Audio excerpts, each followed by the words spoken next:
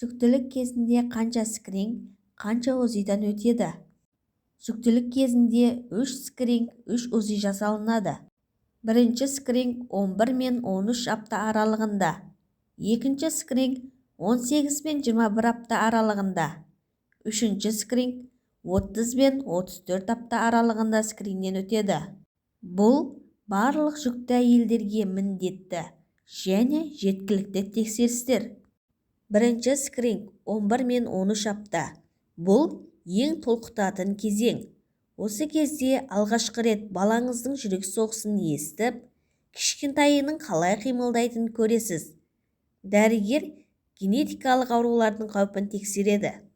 Екінші скрининг 18 бен 21 апта аралығын қамтиды. Бұл кезеңде кейде үлкен таныс деп те атайды. Себебі дәл осы уақытта дәрігер нәрестенің денесін толық қарап шығады. Не тексеріледі? Балаңыздың миы, жүрегі, өкпесі, бүйрегі, асқазаны, бауыры, барлық ішкі мүшелерінің дамуы, қол-аяқтары, саусақтары, қозғалысы, жұлын мен қаңқа жүйесі, плацентаның орналасуы, кіндік бауы, амниотикалық сулардың мөлшері. Әдетте осы кезде көп ата-аналар нәрестенің жынысын біледі.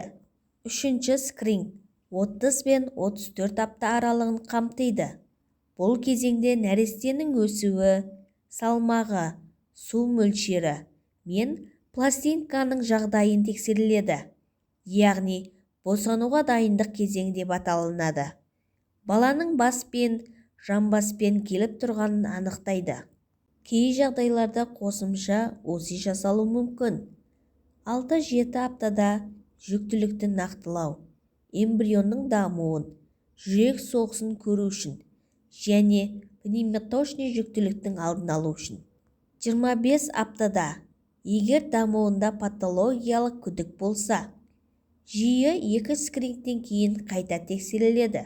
37 аптада босануға дайындықты бағалау үшін нәрестенің салмағы, орналасуы, су мөлшері, плацентаның жағдайы, тазовое предложение.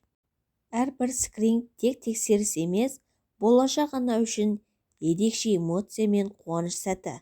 Бұл видеом сіздерге ұнаған болса, менің арнама тіркеліп, лайк басып, өз ойларыңызды жаза кетіңіздер. Достарыңызға да жіберіп қоюды ұмытпаңыздар.